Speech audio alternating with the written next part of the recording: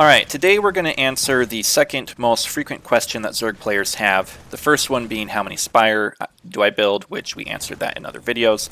The second question is it okay to upgrade and when should I upgrade? So we're going to look at actually a bad example today. No hatred here, just bad examples. Sometimes are more instructive than good examples. So the Zerg player here is doing what he should do in the beginning. He's building all his spawners on one Terran who is correctly, this is this guy again, I can't make a name out of those letters, but he's really good. I would do the same. So he's building all his starting spawners on orange, and he's even building spawners on the sides here to go around the sides.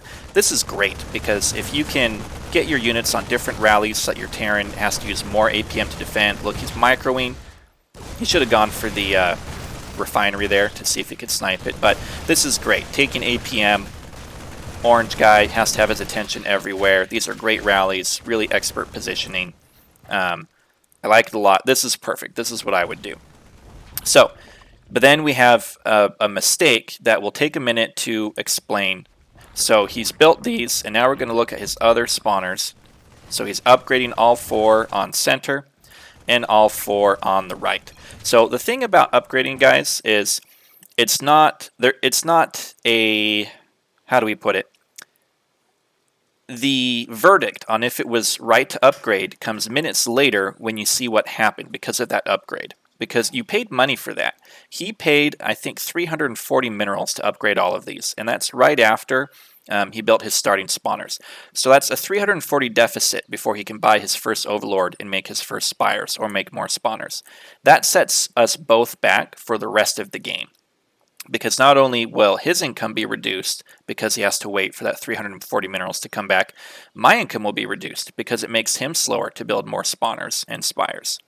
So we're going to hit play, we're going to increase the speed, and we're going to watch what happens. So red here has got the extra pressure. He's staying on 3 gas. Yeah, he's had to pull Reapers to the front instead of having them on the rocks. So that's a benefit. It's delaying how long he can. It's increasing the time it takes red to break the rocks and get access to that gas. So that's reducing his income. But it's not sufficient for how much you reduced your income for upgrading these spawners. So this was clearly not worth it to red. And then red stabilizes his Marines. Oh, he even takes out that. And I think in a minute here, those Reapers come back here to start on the rocks. So delaying the time it takes to get the pocket gas. Are they coming? There they are. So delaying the time it takes to get the pocket gas by a couple minutes, it's not worth that great cost. If we look at purple, it worked really good on purple. Purple's on 1 gas. There we go. Run inside. Funny little dance right there. That's fun. I think this one goes down in a minute too. So purple's down to 0 gas.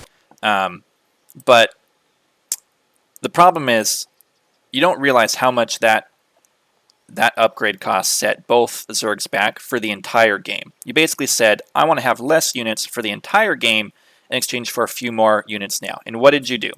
Red's on 3 gas. He's opened up his pocket. Yeah, purple's on 0 gas, but he's sort of intact. He built farms. He's got sheep. He still has all his units. Where's his Reapers?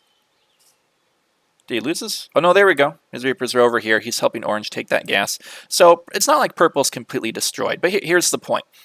You spent an awful lot of money, more than half of what it costs to buy your first Overlord, and you've still got 2 Terrans on 3 gas. You're still facing 6 gas. It's just not worth it. In the end, we actually do lose the game. And it's not for bad play. We both played well. It was a good fight. But we just didn't have the money because that's how much it sets you back to upgrade that many. 8 spawners is way too much. If you're going to upgrade 8 spawners, you better only be facing a combined 3 gas on all your Terrans, something like that. Only reducing 1 Terran for upgrading 8 spawners, that's only worth it if it's Sorcerer. You know, on anybody else, it's not worth it.